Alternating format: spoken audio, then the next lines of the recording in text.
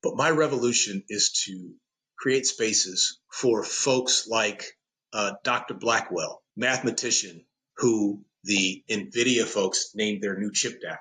How do we create space for those bright Black girls and boys to find their voice and stay curious and not have to find their place in the world that is mediated by somebody else's story?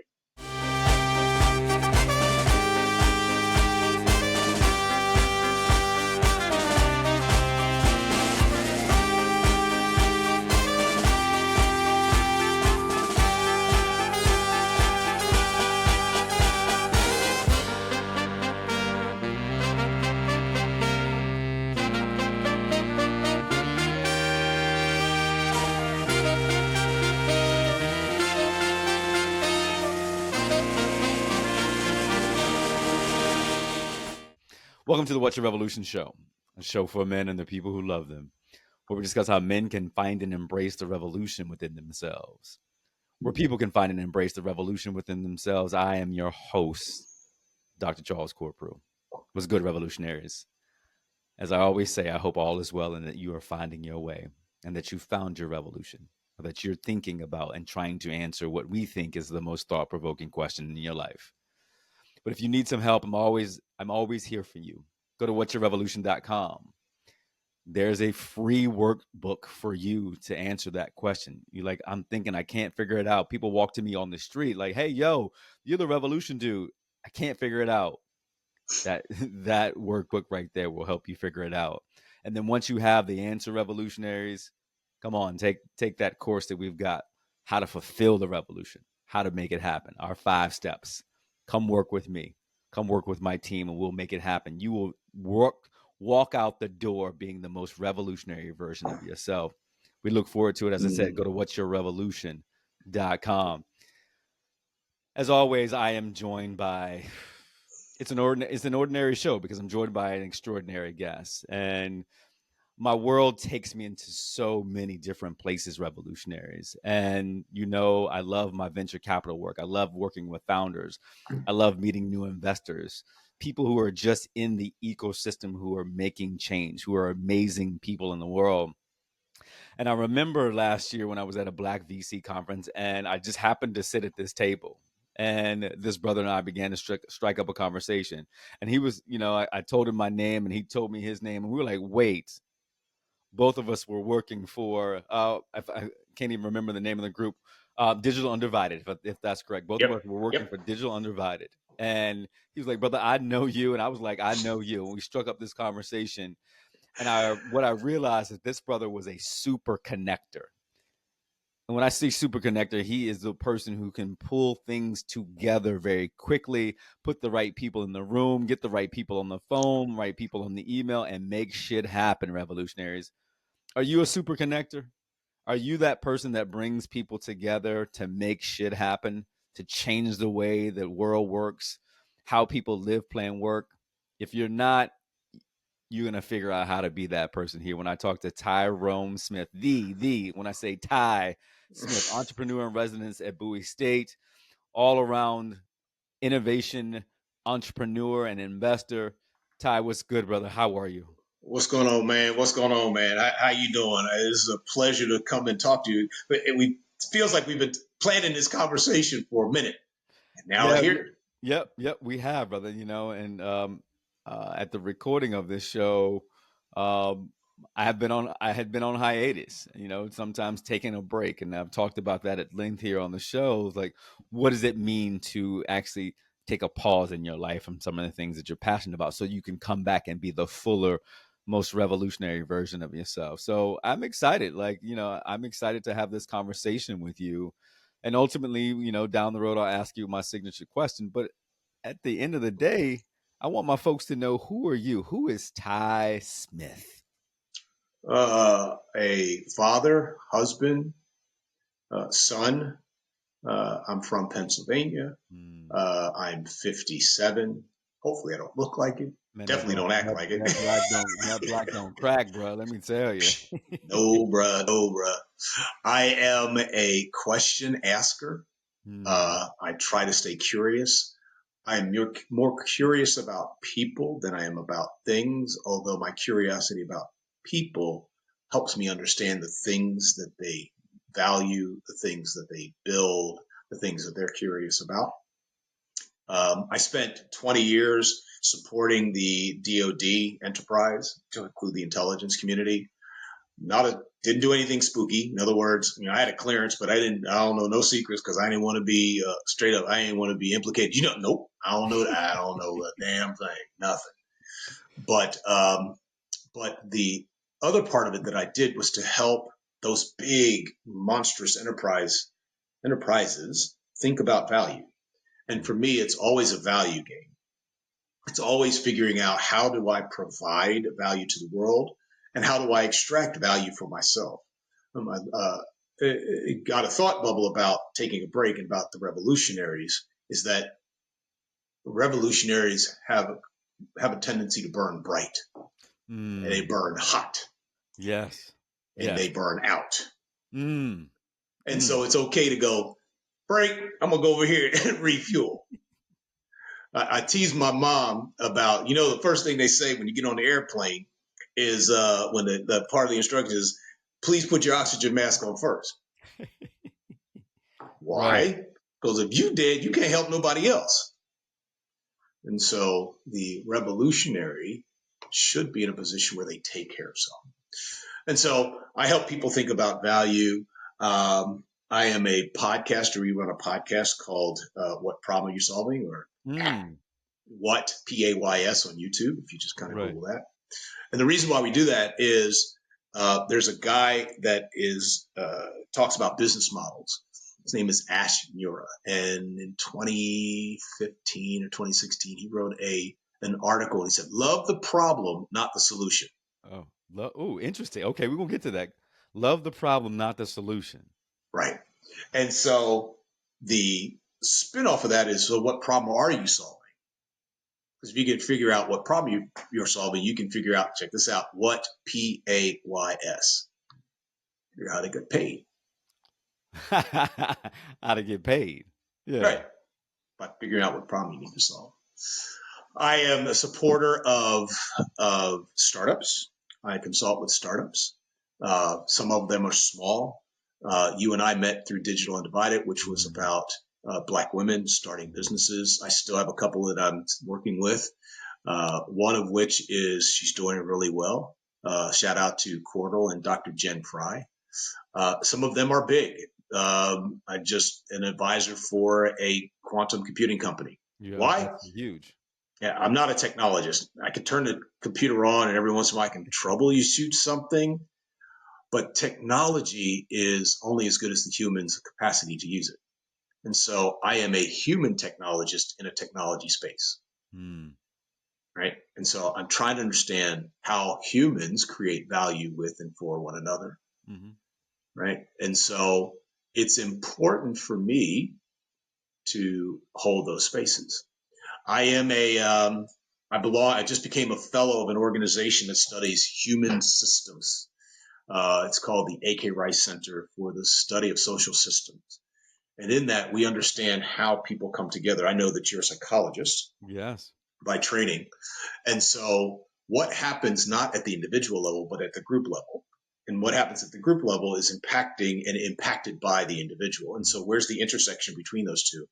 Been doing it for 30 years, and they for whatever reason, they made me a fellow. They're out of the maybe 50 or 60,000 people. Goodness of their heart. Yeah, man. Maybe not.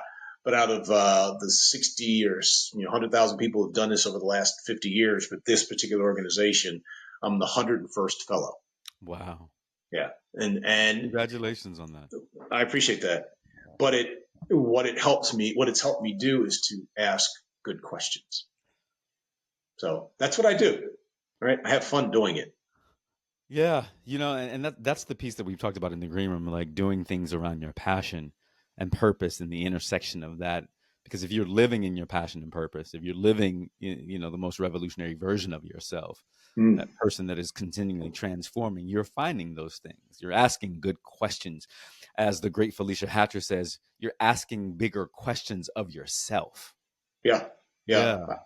Yeah. It's funny. I think that I don't know if there's I don't know what his job is, but he's written a book. He's out of MIT and he works with Fortune 50, Fortune 100s, whatever. And he has a book that's entitled Questions Are the Answers. Mm. Hal Gregensen. And I love it because he encourages people to do question storming, not brainstorming. Question storming, not brainstorming. So Talk what about it, that. Now, yeah, do a deeper dive on that. Question storming. so when you brainstorm, you already have a thought about the solution. So we need to go over here. Let's brainstorm about how we get there. When you question storm, so you've actually narrowed the aperture of the investigation, right? What you're trying to understand. You narrowed it because you know where you want to go. Right. As a questioner, I'm going, how do we even know that's the right way? And so what Gregensen and others who do this question storming is like, we see a thing, we see an objective. Let's unpack that by asking Right. questions of our observations. Because as you open the aperture, you may consider things that you had never thought about before. Oh my God. So instead of asking, and we've done this before in practice, instead of asking one or two questions, we ask people to stop, take an observation where they think they want to go, and ask as many questions as possible 25, 30, 35, 40 questions about a single thing. Because what you eventually end up with is like, is this even a thing at all? Is this what we think it is?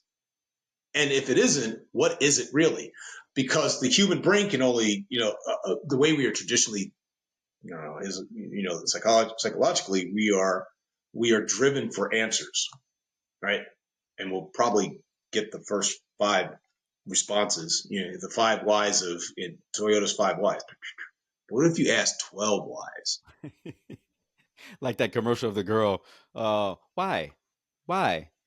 Why? Trying to get the Cox internet. Why? Why is the internet so Yep. slow? Why? Yep. Right. Exactly. Which can be annoying, but those why questions can then lead to, why I get an answer of why. If we can if that why can lead us down to one of my favorite words in the English language is parsimonious. It's simplest, the bare essence, Yep. right? The bare essence, its simplest form. Then we can move. Yep. That's my thing. I want to go back, Ty, for a second because it's interesting. You're an innovator. That's what we'll call it. You say you're not a technologist, but you're an innovator, and we live in this world of innovation. And going back to your podcast, Revolutionaries, I want you to go check this out. What problems are you solving? What are some of the big problems that we are facing right now that you're seeing that need to be solved? AI is number one, like comes straight up to mind. And we all say AI. I'm like, this is just Ty. So my example that I use all the time is when I'm 57 years old. When I was about 8 or 9, maybe 7, 8, 9, something like that. My dad tried to show me how to use a slide rule. Some of your revolutionaries were like, "Oh, what?" Oh yeah, because I was like, what? So a slide rule was a tool that you had to, if you wanted to do math, it had markings like a ruler, and you had this thing that would slide in between, and you do guesstimates, and it could be fairly accurate. Think of an abacus, right, where you take the little things and slide them up and down. Right. My dad tried to show me how to use a slide rule. I'm like, I have not the foggiest idea, because you could take the straight edge out, and I'd use it for straight edge. I completely innovated why you were in it. He's like, forget it. When I went to undergrad in 1985, I was a chemistry major, and my folks bought me a scientific calculator by HP. Right. And you had to do reverse notation. You had to be equals, and then you had to figure out how to do the math that did this thing, and it would reverse. I could not figure this thing out to save my life. And then I went to graduate school, and this thing called Netscape Navigator came along. Wow, Yeah, I holy remember that. crap. All of this information, but it would take. Yeah, some of you have no idea. Some of you revolutionaries will understand what They that don't noise have that I made. they don't a modem. Thank you. At Yeah. 860 baud or 980 baud or whatever Right. it is, Exactly. baud rate. You could, for those of you that don't know, you could put a search and you could go get something to drink, get something to eat, go to the restroom, come back, and it was still trying to load. It's a Right. whole nother thing. Whole nother thing. And then all of a sudden, high-speed internet, and now the world is that my kids are, a freshman and nearly a fourth year, second and fourth year, and they can go and they can find all the information they want. It is a tool, right? And so the problem we're trying to solve is our relationship, that at least with AI, our relationship to this tool that is changing the very nature about how we relate to information, right? I believe it, and I've tested this with some experts in AI that literally are experts in AI, that our reading, right? Reading is the human brain's prompt engineering. What you and I are doing that's not it, right? That's not what we're doing, is not our human mind's prompt engineering. We're gearing up for prompt engineering. This is my hypothesis. And by the way, this idea is all about testing.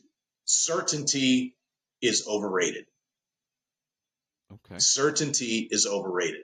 Revolutionaries attack certainty. Think about it. Why do we create revolution? Because certainty does not allow me as a revolutionary to do work. So certainty is overrated. Right. Right. Okay. I see it. Yes. So the human brain, getting back to this prompt engineering, the human brain fills in blanks. That's how we live in the world, right? The best way that as a scholar, PhD, when you're reading your stuff, it's all about AI. You're trying to do your work. You were trying to write a paper. You want to get a chapter in. You had, 30 references that you had to read, like first pass. How did you read that? Title, authors, abstract, first paragraph, last paragraph, big bullet points. And you did that for anything in bold and bullet points. You did that. Right. How did you know where to go after that? You filled in the blank. Yeah. Right? AI is doing the same thing. It's a math equation, right? Here's a thought. What's the probability left and right of the words that are supposed to be in there? That's it. We don't know how to do that. We know how to do that naturally, but the biggest problem we're trying to solve, we're trying to take a tractor mentality into quantum realities, right? Industrialized relationships into quantum realities. We don't know how to do that. We're trying to figure it out.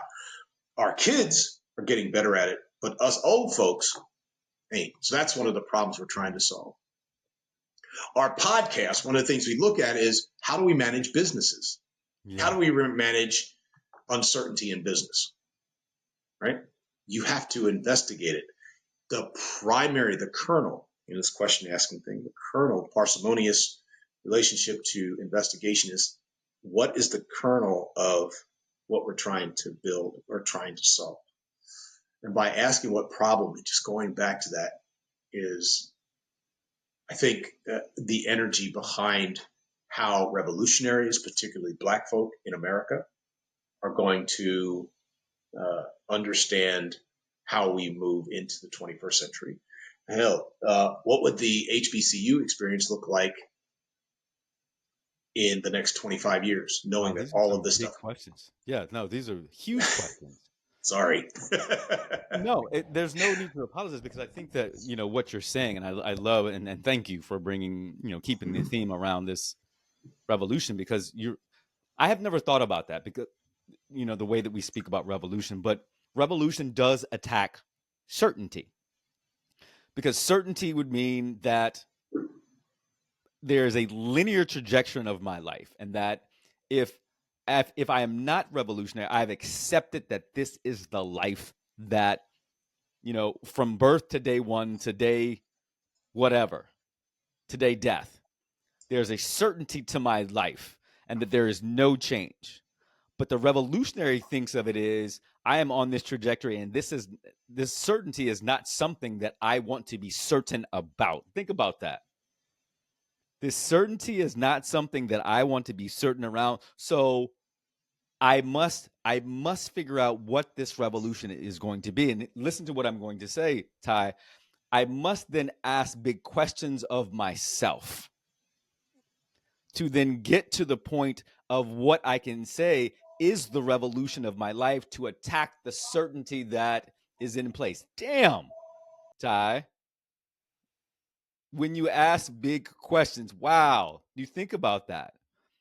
that is, that is simply in itself, like, I haven't thought about it like that. But that's what I've been asking people to do, to attack certainty in their lives, to shift.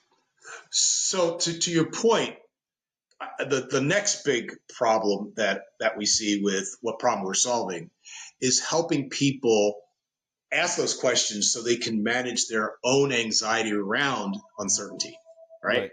Because if you can begin to manage your anxiety around uncertainty, now I can begin to deal with uncertainty. It is not this thing that overwhelms me. So if you can accept that it's going to happen, it's just a fact of life, right? And there's going to be things that are going to overwhelm. Cool, I understand. Ain't no problem. And so by continuing to interrogate those ideas, by asking those questions, now I'm like, okay, I have no idea, but guess what? I'm gonna deal with it. Yeah. I'll be available. I won't freak out. I won't freak out. Yeah. Felicia Hatcher talks about, some of these big questions around this, like what's interrupting you. And I always think about that's a huge thing to think about. Like, what's interrupting you? If you can figure out what's interrupting you from getting to, because I think those interruptions are certainties that are happening, right? This certainty that this is my interruption right here. There's a certainty that, right, or at least I allow a certainty to happen that at 7:00 I'm going to pick up the phone and figure out who's texting me or what's going on and all the things. But if I can shift that if I can ask myself that question, like what's interrupting me, I can then figure out what the revolution. Well, the revolution is that I don't want to be distracted, right? I don't want to be distracted so that I can do X.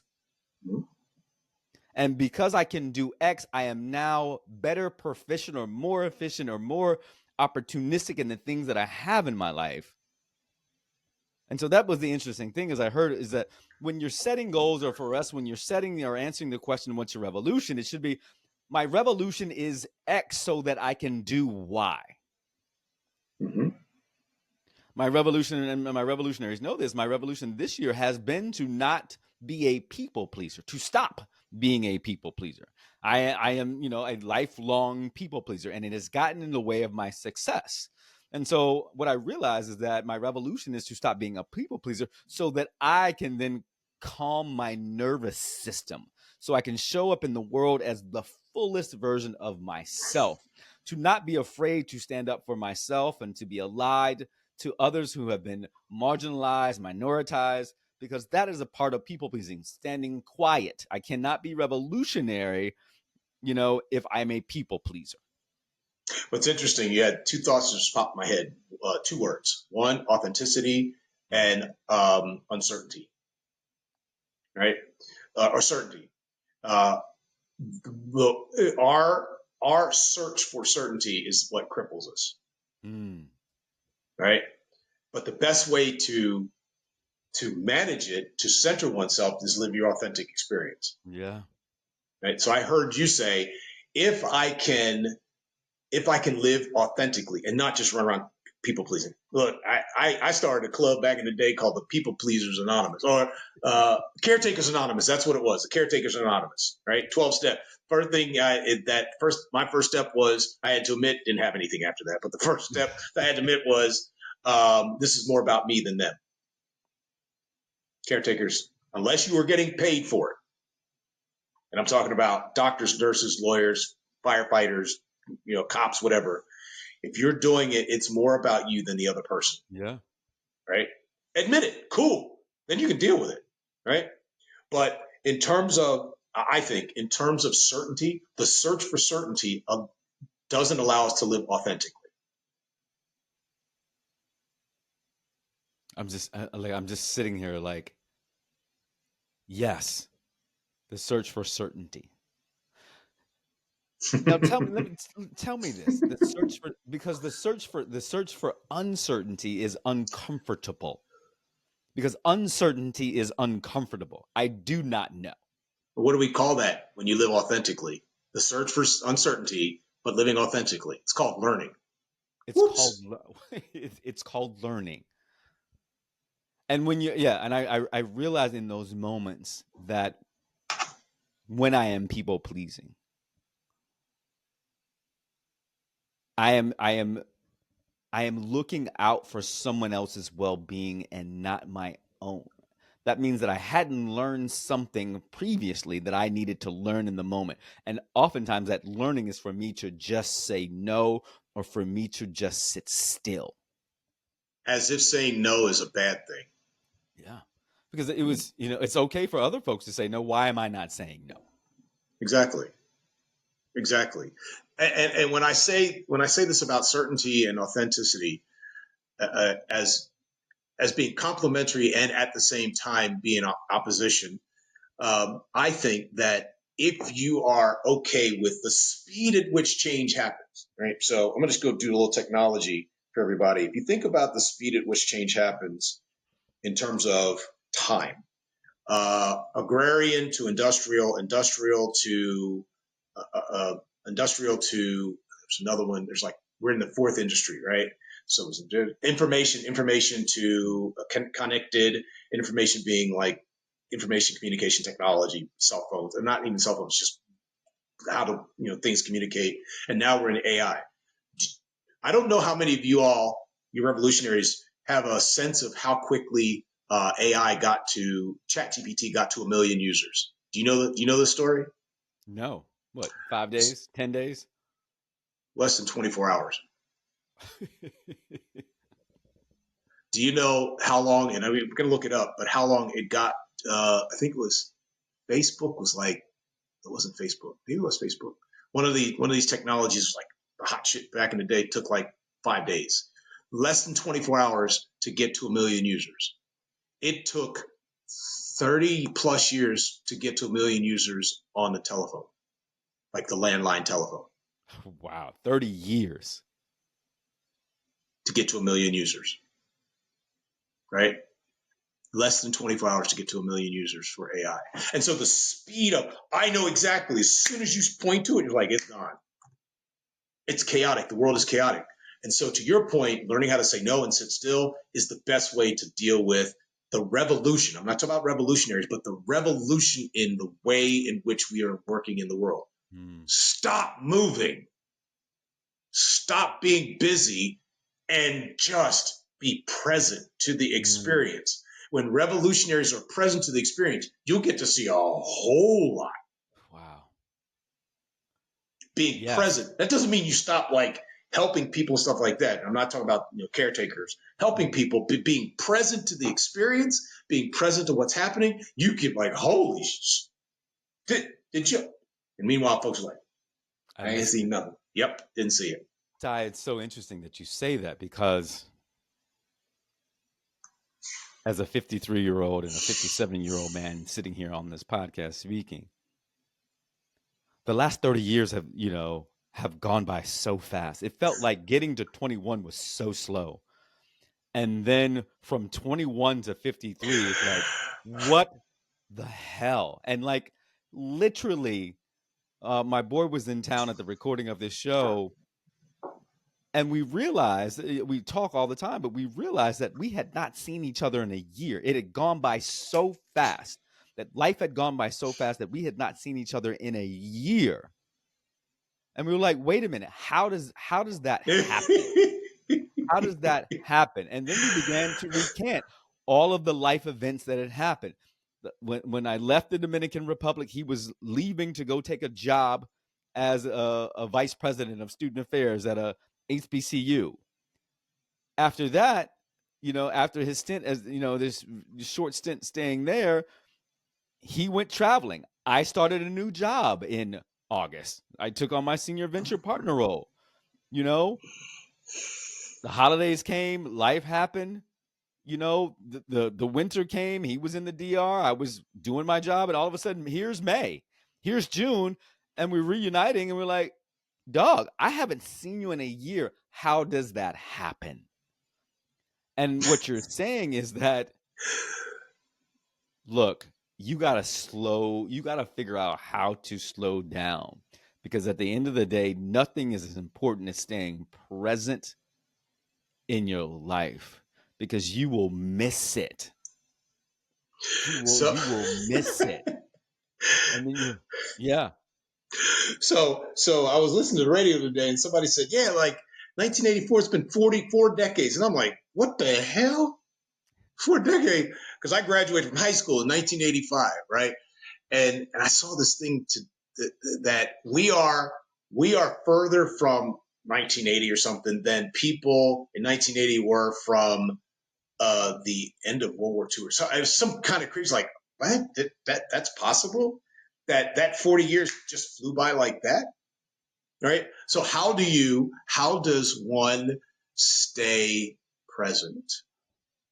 And what does staying present help us stay present to? It's one of those Socratic kind of questions, and I'll own that question. But if I am to change the world, I have to notice how the world is changing. Yeah. Right? And I just can't be, how do I say this? I have to be present to the experience and not to be an observer of the experience. That's the word I'm looking for. Yeah. Right? I think it's absolutely important. And to question not question everything, but question what your experience is. What the hell was that? What was that? And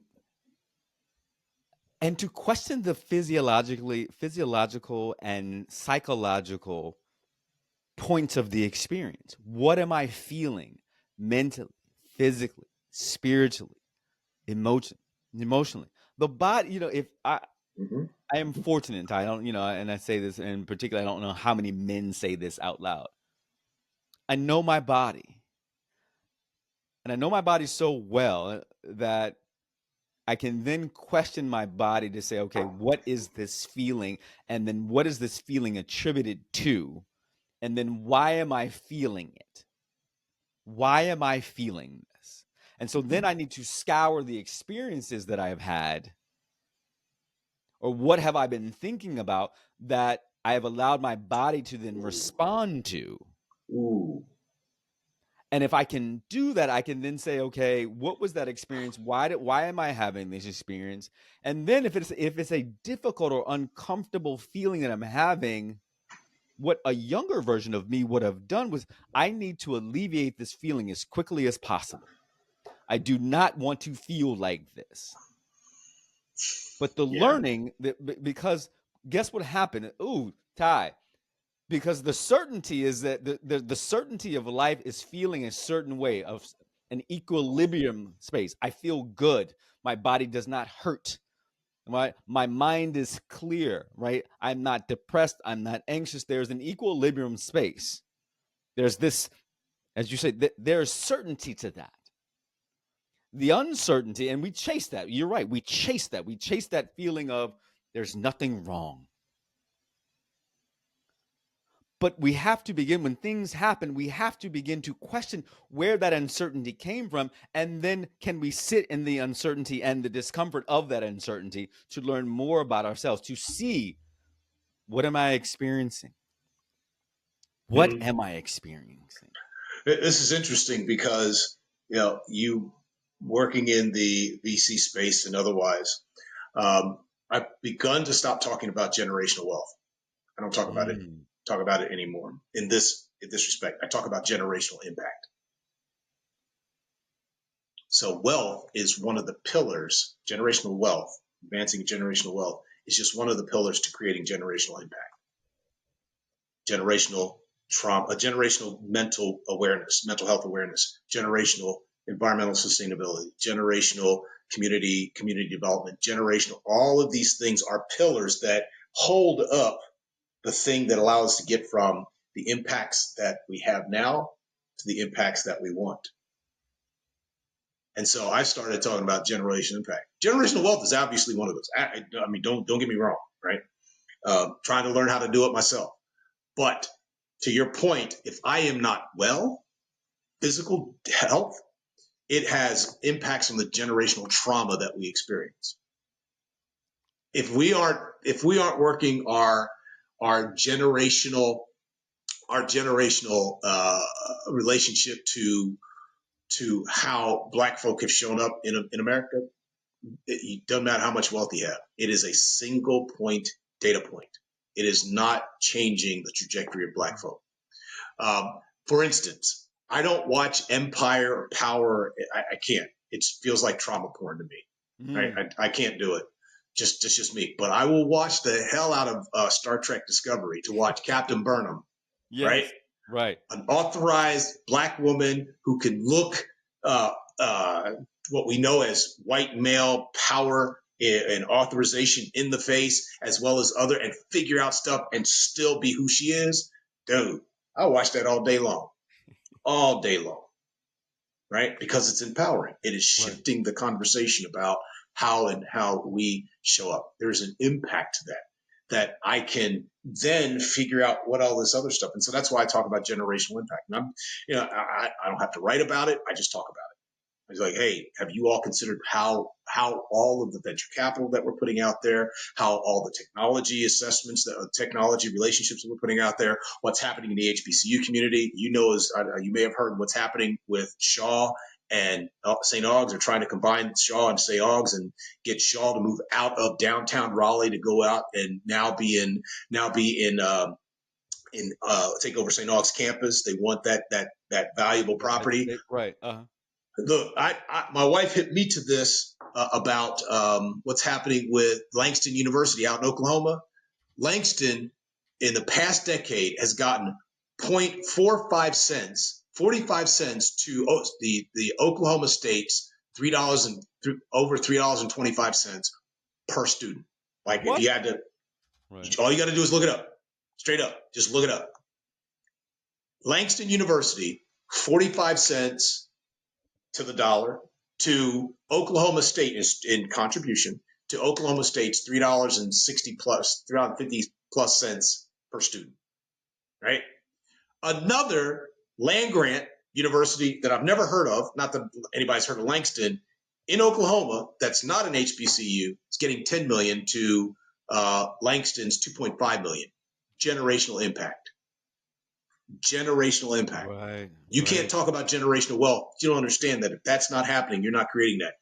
Tulsa, we don't even talk about Tulsa. Just, I was at Howard University's Commerce Conference this past weekend, and there's a brother. I'm mad I wasn't there. Bro, I had a panel that was doper than I don't know what. But one of the brothers was out there, came from Tulsa. He talked about and I've seen this research before, just in the amount of money associated in 2023, 2022 dollars, just in property damage was $250 million. Just in property. Didn't say how much impact, the economic impact. It's in the billions of dollars. But yet, what happens in the state of Oklahoma? They say, there ain't but two of y'all left. Oh, well, no reparation. Generational impact. Right. Was that Dominic Artis that was out there with you? Nah, it's Chief. I had to look him up. Chief something. I can't remember his name. Dom is doing, at Act House, they're doing amazing things. And I agree with you. I think that we've talked a lot about generational wealth. But generational wealth is created by impact. I think there's a concomitant bond between the two. There's a bidirectional relationship between the two. Wealth and impact and wealth. Don't get me wrong. You got to have money to do stuff. I'm not arguing that at all. But if we only talk about generational wealth and not consider all of the things that it either, to your point, either feeds or accepts energy from, you're just do you know Dr. Andre Perry at the Brookings Institute? Look him up. You need to get him on if you can. If you don't know who he is. Hey, Andre, somebody brought you up that is not from New Orleans. I just want you to know. Andre, give me a call. Andre is one of my good and dear friends. We grew up together. When I say we grew up in New Orleans, we built our leadership chops in New Orleans. Andre has been on the show. He's on the show in 2020 or 2021. Good friend of mine, doing amazing things. And his work around cities and gentrification and its impact, the loss of wealth, and this great transfer of wealth that is happening between boomers and their children and legacy, trillions of dollars because of redlining happening in the 50s. This is what happens when you get too many smart brothers on the show. Redlining that happened 75 years ago. Now is now right impact, right? Impact that home values that are now being, passed down. I look at my parents' house. I look at my parents' house, and thankful for them that they have passed it on to me. They bought the home for $32,000 in 1971, and we are talking in summer of 2024. That property is now in our VC world it has 10x. It's giving me a 10x return. Oh, which is not bad. It's a 10x return, so it's not bad. But we're seeing 100x return. Look, and we're seeing, and it's not. Wait, and the thing about it is that they didn't buy in a redline community. They bought in a predominantly white community at the time. But that community, though, has shifted over time where the home value has not increased at like other home values in Virginia Beach. But the point is what you're saying, impact, right? The impact of that policy of redlining, as Dr. Perry talks about, and policies and racism, we can get into that because home values, when you walk into a home and we've seen the report of if there were black artifacts, if there were different things, home value was lessened. But then if put white artifacts and different things that would symbolize that a white couple lived there, the home value increased. Impact, wealth. And going back to my parents, right? 10x, great. But what if I could have got 100x return on that $32,000? That's look, that's generational wealth. Exactly. You've helped me articulate this even better about impact. That it's generational impact with the pillars of wealth, health, policy, education, community development, urban sustainability. Those are the pillars. So thank you. This was a great lesson for me to re-articulate this, because now what does it allow me to do? It gives me a space as a burgeoning. I would love to have a fund. I'd love to develop my own fund, right? Particularly around black tech, black deep tech, not just fintech is cool. I'm talking about deep tech, like deep space, right. AI, additive manufacturing, robotics, that deep tech, that I could say the thesis for this is health, wealth, environment, all of these things that affect black folk, right? That's part of the thesis. That's what drives the investment portfolio. Is if you are helping to make that, because now you're making this bridge. So your point about policy, Brother Andre's point about policy is important. He was at Black Tech Saturdays after the Howard University Commerce thing. And he was like, how asinine is that? We're going to follow one billionaire and say he is the model for it. Because if he's doing it and the impacts left and right of his $1 billion or his, and it was a particular artist, $1 billion portfolio, and it don't go left and right other than a bit here and a bit there, and it really ain't. We've done something wrong. And here's the other thing. We have to chase uncertainty when building generational wealth. And I say this because the certainty is that we have been bred not to collaborate with each other. I need to get mine. You need to get yours. As we say in New Orleans, get it how you live. But that is not historical. That is not typical in our ancestral DNA. Our ancestors were collaborators. Our ancestors believed in the tribe, not the individual. Though that is westernization. That is white supremacy. That is a culture that is not embedded in who we are historically. But still, I'm gonna get mine, and I'm gonna try to get over on you to get mine. Instead of saying you, and you, let's pool it together to get ours. Do you know what epigenetics is? All right, yeah. So The first time I ever heard of it, epigenetics, was Alice Walker's Temple of My Familiar. She talks about it there. She's like, remembering what we didn't, remembering what we already knew, we just forgot, right? So epigenetic. To your point, even if epigenetically Black folk have forgotten about how to do it epigenetically, generationals, and I'm not just talking about the U.S. or come land in the Americas, but epigenetically how we do this. We have, since 1789, we know how to do mutual benefit. All you got to do is Google African mutual benefit societies.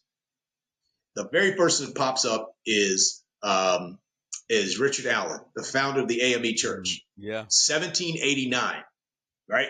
Knew how to do this for the mutual benefit impact, my words, not his, impact of the community. All the way through, I think they identified this particular site identifies through 1856, early 30s. So it's all northern. We know what was happening to tear down the epigenetic memory of how Black folks lived after the communal relationship. Emancipation happens. What happens after that? And I just found this out from the brother chief from Tulsa. There were at least, before Tulsa was established, there were at least 32 black towns in the South, which meant what? You had people, and we're just going to quickly over to Tulsa. So by 1921, we're talking about 60 years, a generation and a half out of enslavement. You have the richest Black enclave in America, right? In America. How did they do that? It wasn't about I'm rich. It was about we are moving. We are rich. For the we mutual are rich. benefit. For the mutual benefit. We know how to do this. We know how to create impact. And what we've forgotten, particularly, I believe, and there's others who'll hear this, they'll say this, in the HBCU community, which is could be the genesis of the resurgence of Black America. Hey, how much money? Come on, y'all. Is there a way that schools could get together? There's technology to manage this because we can't figure it out for otherwise. Because if you look at the number of, one of the things the college presidents does is that job is to raise the school, raise money. And how long are they lasting? 3, maybe 4 years. Howard Martin just got out. He just resigned from A&T. He was there for 15 years, right? Longest serving HBCU president by far. Right now, I heard the statistic. There are 11 openings at the universities, at HBCU colleges. Wow. What would happen if we rethought about how we come together to do this work? If we rethought what it would mean for us to advance the impact of the universities on Black life. You ain't got to be smart. I ain't smarter than you. We just gonna figure this out. I ain't gonna go as far back as Do the Right Thing. Want to be, the townies versus the college kids, right? Some of us have watched that. Some of us know what we're talking about. Some of you revolutionaries are like, okay, I guess I better go watch the film. You better go watch. You better go watch, Spike. Right? And so I'm just curious about what would it look like if we rethought impact, if we paid attention. But to go back to the very first part of this is like we asked different questions. And we remain curious. Question. Yep. Yeah. No, Ty. So I'm going to ask this big question of you. Yes, sir. Like, what's your revolution? I've spent the last 2 years really rethinking about technology and the impact of technology on Black folk, right? Again, I'm not a technologist, but I live in technological spaces. When I say I'm not a technologist, I can write a prompt engine. I do a little bit of prompt engineering to help me out. But my revolution is to create spaces for folks like Dr. Blackwell, Black mathematician in the 1940s, who the NVIDIA folks named their new chip after. Oh, wow. Yeah. That's dope. Right? Their brand new chip. Want to buy more stock. Right? Their brand new chip is named after a Black mathematician. How do we create space for him? Or like my uncle, who was a physicist, high energy physicist for the Department of Energy, and did that job for 30 years. So when you're bright and you and you have curiosity, when you are in fourth and fifth grade, how do we create space for those bright Black girls and boys to find their voice and stay curious and not have to find their place in the world that is mediated by somebody else's story? That's my revolution. I love that. And we need more spaces like that. And we need more revolutionaries like you. Well, hopefully, like my boys, it's so funny. It is cats like you and I. My oldest son, when they were small, my kids were small, and I'll stop on this. My kids were small. I didn't play a lot of music, right? When I drive, talk radio is good for me. And I used to listen to All Things Considered on Saturday mornings, right? Loved it. Yep. And I was driving around, and my oldest boy, I think he was like 4 years old, and he was sitting in the back, and they were talking about something. We're talking over 15 years ago now, and they were talking about something was happening in Gaza. So it's interesting, considering where we're at now. And he looked out the window. He's 4 years old. He's like, "Daddy, why are they hurting those kids?" Right. I went down to visit him. I went to Greensboro. He's at North Carolina A&T. And I went to Greensboro and got in the car with him, and he was playing. He was playing All Things Considered. Yeah. I was like, "You still listen to that?" He was like, "Dad, you started." Yeah. Yeah. That's my revolutionaries. Yeah, I love it. My youngest son is my revolutionary. Yeah. And that's what we have to do. We have to model. My father was my revolutionary. Reading the newspaper with him, going to conferences with him when he was leading, he was a civil rights activist. Mm. He was a trailblazer, and so this show is also a testament to him. So yeah, fathers and sons time. Yeah. Revolutionaries is always a good time to spend with you. And as I said at the outset of this show, this is an ordinary show because I've had an extraordinary guest. Entrepreneur in residence at Bowie State, I'm going to give it to the Ty Smith, right? Innovator, space opener, convener, connector. That's who Ty Smith is. Make sure that you check him out. Ty, where can they find you? On LinkedIn, TYROME Smith. An M, not an N, an M. Tyrone. There you go. Tyrone, but Tyrone. There you go. Check them out. Check out all the good things. And look, as I said as I always say, make sure that you're able to answer what we think is the most thought-provoking question of your life. What's your revolution? Make sure you go to whatsyourrevolution.com. Check us out. Download that free guide to help you answer that question. And we will talk to you soon. And as always, I love you. I love you. I love you. We'll see you soon. Peace.